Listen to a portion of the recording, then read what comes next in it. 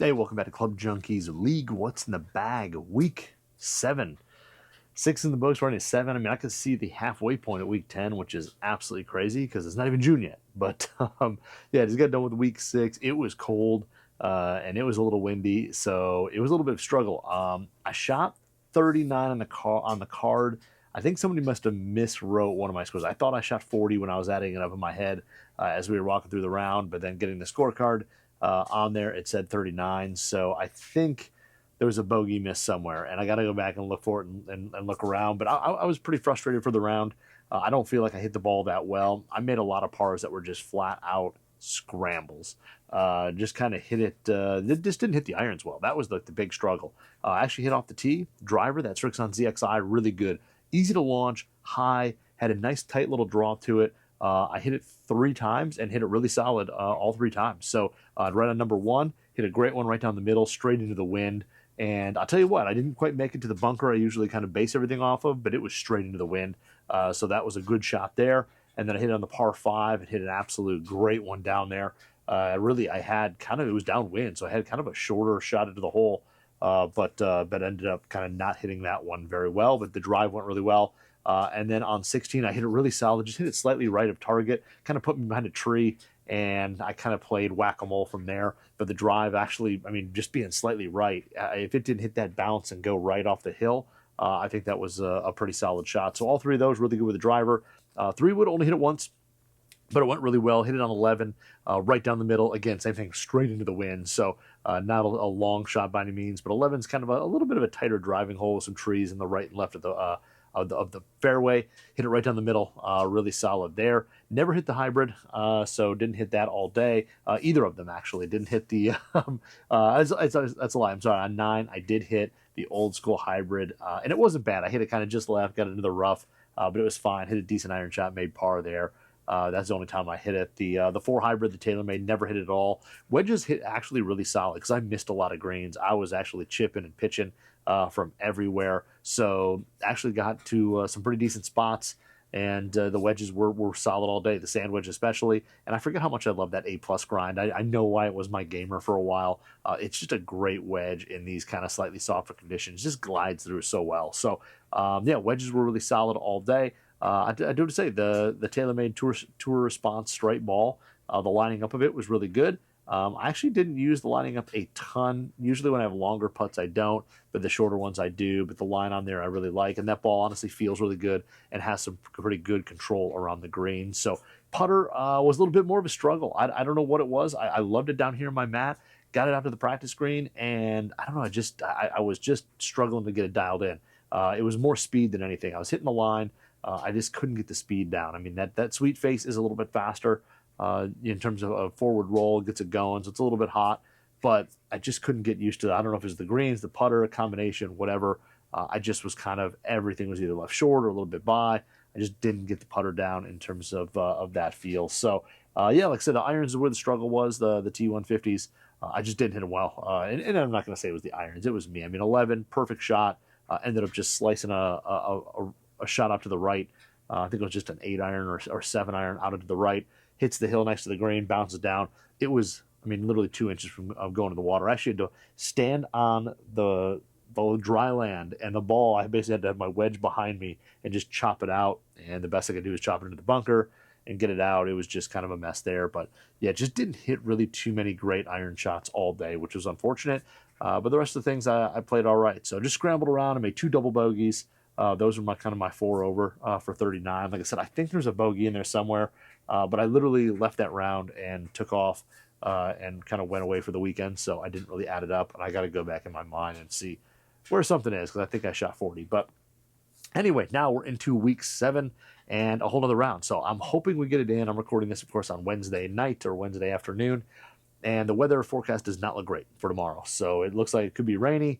Hopefully it stops before we go play, and then maybe holds off and whatever. But this one here, it's going to be iffy if we get it in. But hopefully we do. I always have my fingers crossed. And even if it's sprinkled a little bit, I'll still go play. So like usual, we're going to start off from the top. And the top, we are going to go, Cobra just came out with the new Chipotle head cover here.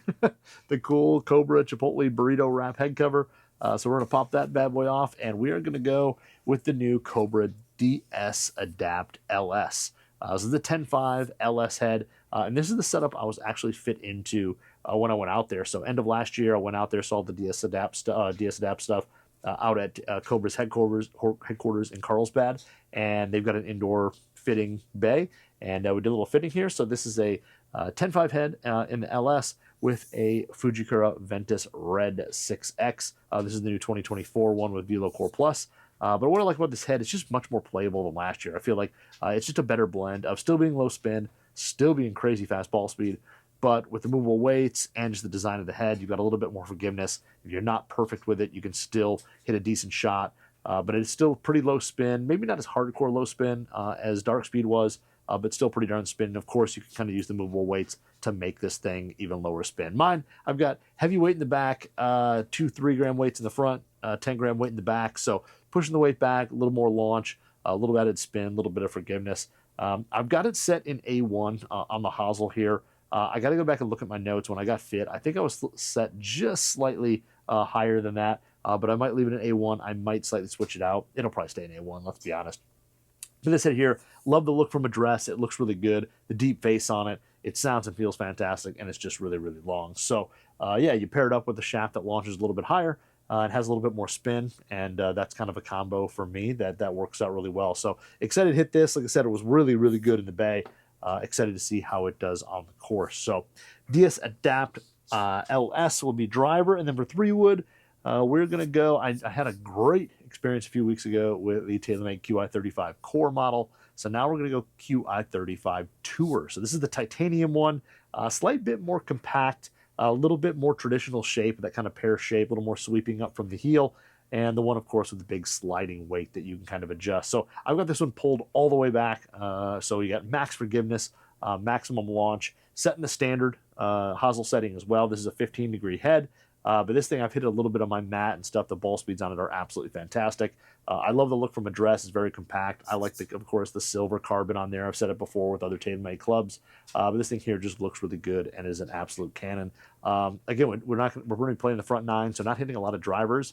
We'll hit a few 3-woods, maybe on 1, 2, and then probably on 9. So we're going to hit a few 3-woods out there, maybe on 8, the par 5 off the deck. But this thing here is set up for a little bit higher launch. I was going to turn it up a little bit in terms of loft, but I feel like with that weight pushed back, it does help get the ball up in the air pretty darn easily. So fairly low spin, but definitely long. I like this head a lot. And then this one here is just kind of the stock Mitsubishi Kylie, the Kylie Dark Wave Blue. So this one is the just Fairway 75-gram stiff. Nothing too crazy on this. I was going to swap out something. I have a Ventus Red that I could just toss in here really quick. But I'm just going to go with this. We're going to test it with this shaft here. I haven't really hit this shaft that much. I know it's a stock offering in a lot of different clubs, but I haven't really hit it that much. So going to try this one out, but I'm pretty excited for this off the tee and off the deck. It should be pretty versatile and definitely keep some distance there to get it closer to the hole or toward the green. So that's 3-wood there. And then we're going to move to 7-wood. And 7-wood, we're going to go with, I guess the theme of the woods is low spin. Because we're going to go with the Callaway Elyte Triple Diamond 7-wood. So this is one that I really liked. I loved it when they first came out with the AI Smoke Triple Diamond 7-wood. I was a big fan of that one, played it a good amount, saw some just tremendous ball speed off of it. This one is a lot of the same. Launch is super high. I actually played this one time down in Florida when I was down there for the PGA show. We went and played out there and played this thing.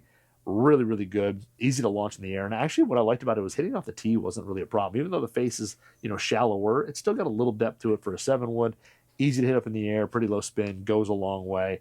And when you set it down, it looks really good. It's the all glass black, like all the Triple Diamond stuff is. So looks really kind of, kind and traditional, but really easy to get the ball in the air. You don't quite see as much of the loft, I feel, on this one as some others, even with the two-tone kind of color scheme. Really, really solid, but easy to hit. And while not maybe as forgiving as, say, like the Ping G440, you see some pretty good ball speeds. And hitting this thing on like a launch monitor and stuff, I've seen some 150 smash factors, which you don't see with 7-woods, I feel like, that often. So really good one here. I like this head a lot. And this one is shafted up with Aretera Blue EC1, and this is a 75 stiff. This is that shaft that you can get for I think it's $100 upcharge, but it's got that spread toe fabric. They call it Control Center. which is the bias core in it, and then it's got that like spread toe fabric in the tip. But these things actually feel really good. They're really stable, really smooth, and I like to feel them a lot. So this is the softer tip version. They don't really claim blue being kind of mid-launch and gray being low launch. They just kind of have slightly different profiles. But for me, this one does launch a little bit higher, but still really stable and a really good combo. This has worked out really well for me down in Florida. Hopefully, it'll work for me again here in Michigan, because that'd be nice. So that is 7-wood. And then we move into hybrid. And hybrid, the 4 hybrid, is going to be kind of an old guy, something that I gamed most of last year and was probably one of the most consistent clubs in my bag last year. So this is the PXG Black Ops hybrid, the 0311 Black Ops hybrid. I like this thing a lot. I put this in the bag kind of at the end of last year, and yeah, it was the kind of my crutch when I needed to hit something off the tee and just get it in play. Everything else is kind of going all over the place. This thing was always pretty straight for me. This is a 22-degree head. I believe it is set standard, just flat. So to set in the flat setting, but still standard loft, so 22 degrees. And then also, you know, they've got the weights on here, and I've got the heavyweight back in the dead center, 2 lighter weights in the front. But if you really need some anti-left on this bad boy, you can take a heavier weight, put it out in the toe, and really make this thing kind of a little bit more kind of fade bias, take away some of that left. But, you know, composite crown, steel face, but the face on this one definitely deep.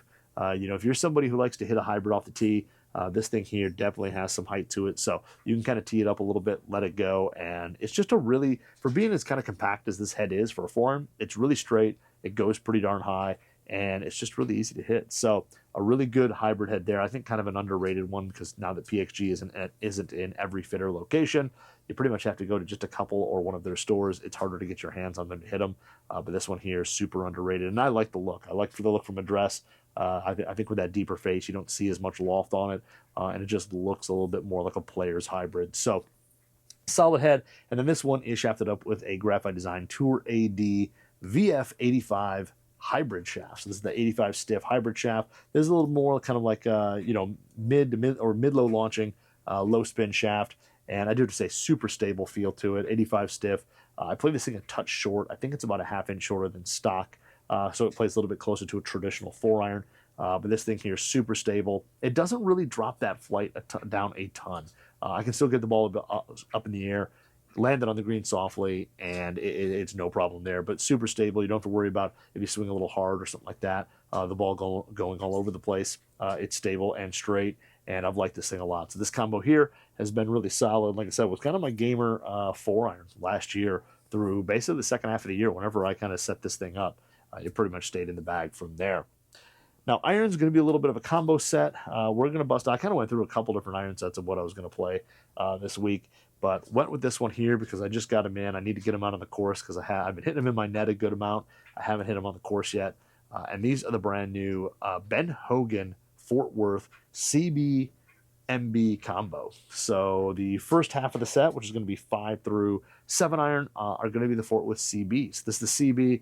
It's got a big kind of chunk of mass down there on the lower side of it, or on the bottom side of it, a little bit of a cavity. But these things are forged from carbon steel, super soft, really good look at the dress, very compact, slightly shorter blade length, heel to toe, and of course that Ben Hogan. They call it their kind of like I can't remember what they call the sole on this thing, but it's kind of a tri-sole. So it's got a bevel leading edge, so when it gets into the turf, it doesn't want to dig. It also gets that leading edge a little bit lower to the ground, and then the backside there has some trailing edge relief where it'll release from the turf once it gets in. So excited to try these out. I'm a big fan of this sole design. It seems a lot of people are going to it. It works really well. But these things here, I've been hitting the 7-iron and some of the other irons into my net. The feel is extremely soft.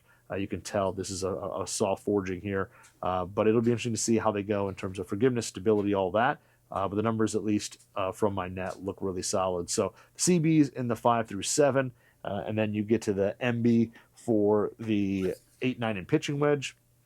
And the MB is really good looking. It's kind of the reverse of the CB. It's got kind of more of the mass right behind the center there, right where you strike the ball. Going to give you a better solid feel and a little more kind of like a feeling of compressing the ball, a little more mass behind there. So these kind of look really solid. Again, from a dress, almost no offset, very thin top line on them. and really straight leading edge. I like the look a lot. These have a slightly different sole. The front edge is definitely beveled, just like the CBs. Not quite as much trailing edge relief on the MB as opposed to the CB. So, but still a little bit narrower sole than the CB. So they probably didn't need that there as much. But in the scoring irons, these should be fine. They're not going to be crazy long, but they're going to feel great, and they should add some good precision to them. And if it does get a little wet, hopefully this sole will get through the turf well. But these things are, I'm pretty excited to hit these. Like I said, they look really good. They're shafted up with just a True Temper Dynamic Gold S300. I haven't hit just a standard S300 in a long time since I've hit, hitting these, but it's been a while. I just don't get a lot of clubs with S300s in them, so it kind of has that old school feel to it. But excited to try these out and see how they go. Hogan's done a really nice job with how these look, so it'll be hopefully we'll see some really good performance from them as well. But that's 5 through pitching wedge in the irons. And then for wedges, we're going to go the total hodgepodge. This is going to be just different stuff in here the whole time. So the 50 degree is, of course, the old trusty test 50 degree. This is the Vokey SM10 5008F grind.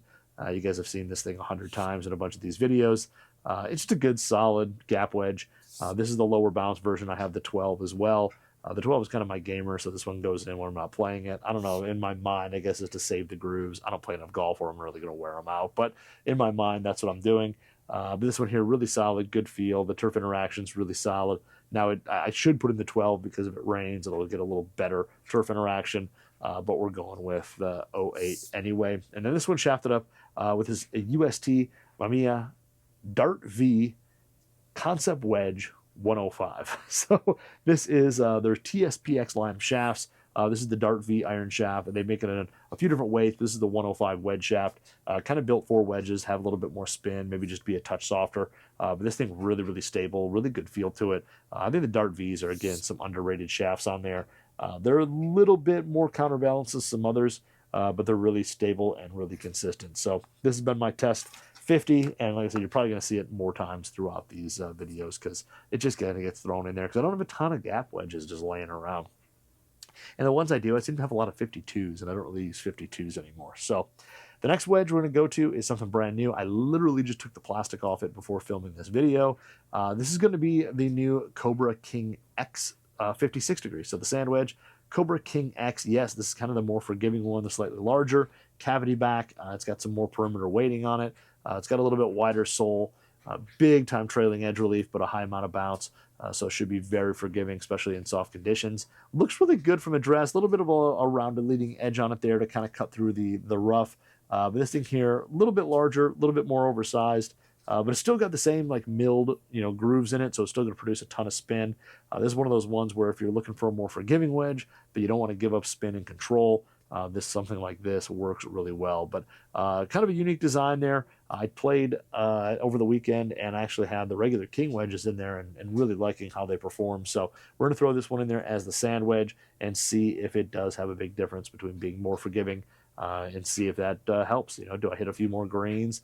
Does some of those mishits out on the toe or low on the heel, do they produce a little better outcome? We'll see after hitting them. And this one here has the True Temper Vector wedge. So the Vector is kind of their new shaft that I think replaced the Elevate line. So a little bit lighter weight steel, higher launching, easy to get up in the air. And for a wedge, especially 56 for me, I'm not going to be hitting too many full shots. This should have some pretty good feel to it because it should be a little bit more flexible, maybe produce a little bit more spin. But it'll be interesting. We'll see how that one goes because the leading edge does sit up on the ground a little bit there. So real tight lies, that could be maybe not the best choice sometimes, but for up here where it's soft, shouldn't be too big of a deal. Now, for the 60 degree, we, of course, are going to throw in a different wedge there. So we're going to go with the PXG Sugar Daddy 3. Now, this is the 60 C grind, so 7 degrees of bounce, C grind, definitely a bunch of trailing edge relief there. You're going to be able to open this face up without that leading edge coming up and hit it off tighter lies if you want to hit higher lofted shots. But this wedge here, really solid. When you play it square, it does play like a little bit more bounce of 7 degrees. The kind of raised ridge is almost right in the dead center there, so a little bit of a V sole, but a really great wedge, all milled. These things are super soft. I think, I played the 50 and 56 last week. The 60 and I, not quite as, get along quite as well. That's why you see a different 60 in there compared to the other two. But we're going to give this one another shot, see how it goes. I love the kind of the matte finish on it, how soft it feels. these things, I mean, they're crazy expensive, but they really do perform really well, offer really good feels. So we'll see if maybe there's some magic back in here. This one is actually shafted up a little different shaft. This is a Aerotech steel fiber I-95. This is the black label version. So these are actually the shafts I got fit into when I got fit for Gen 7 irons. We did wedges with the exact same shafts. So I-95s, these things feel really good. I feel like they're maybe just a touch softer. I mean, again, than I like to say the I-110 CWs, just a touch softer than that. But they get the ball up in the air really easily and offer a good feel, and they're extremely accurate and consistent. So steel fiber's been around a long time, but yes, a little bit lighter weight than the other two shafts. But again, I've told you before, weights and shafts don't typically bother me too much. I'm able to usually adapt around that fairly well. Now for putter, we are going to go with, if you listened to my Club Junkie podcast last week, I went through a lot of the zero torque putters and some of my favorites. And we're going to go with what is number, I think, 2 on the list. I'm trying to remember. But this is the Bettinardi Antidote SB2. This is the big old square boy, kind of a square shape, kind of a block, zero torque, or, you know, if you want to call it toe up balanced. However, if you just kind of hold it without, you know, manipulating the shaft, just rest it, you'll see that the face is pointed towards the target at all times. And this putter, honestly, it's a little funky looking, but I like it. It honestly, it feels fantastic. It's got this the stainless steel face, aluminum body, long sight lines on it. They're easy to see. They're easy to frame the ball up. I just like how this thing looks. And then, you know, through the stroke, it just feels really well balanced. It feels like that face wants to kind of pull itself forward. And it almost kind of has like a little bit of like a face balance putter mallet feel. It just has that stability to it. So I've liked this a lot. It's got the fit face on it, so it's extremely soft coming off the face, even if you're going to use a little firmer ball. But Bettinardi did a really good job on this thing. The blue, gray, silver looks really sharp. And yeah, I putted with this thing a little bit, and I love it down here on the mat. I'll putt it with a little bit at outdoors. I think the first time I did it at the Reswing Challenge with it, I think I made the first putt I hit. So excited to give this thing another try out there on the course and play some kind of full rounds of it. And this one here has a Super Stroke Tour 2.0 in the Halloween thing. This is the Headless Horseman one. I don't want to say this is 2 years old, this grip. But I typically am not been a tour shape guy. But for whatever reason, in the zero torque putters, I really liked it. I've got this one here, and I've got another one on another putter, and I just like it in the zero torque putters. It just, it feels comfortable, and I think it kind of calms the hands a little bit to let the putter kind of do its own thing. So Antidote SB2 will be the putter. And then for golf ball, we're going to go with the Wilson Staff Model X. Staff Model X is going to be the little bit higher flying, kind of like a Pro V1X, a little bit higher flying, a little bit more spin, a little bit firmer feel. These balls are pretty underrated in terms of performance. I know a lot of people don't think of Wilson as an elite brand yet, but they are definitely making some strides in the golf club world and in the golf ball world. So I played this ball down in Cabot and at Pinehurst a little bit 2 years ago. Those are the new ones. So 2 years ago I didn't play it, but played it down to Cabot, and I tell you what, I was really excited about how it performed. I thought it spun well around the green. It was long off the tee, and it's a ball that Wilson did a really good job with. So we're going to play the Staff Model X, and that is it. That is the What's in the Bag for Week 7 of Thursday Night League. Hopefully, we'll shoot under 40 again, but let's cross our fingers that the weather stays nice, and check back next week where I will go through what happened, what worked well, what didn't, and we'll jump into Week 8. What's in the bag. So check back next week.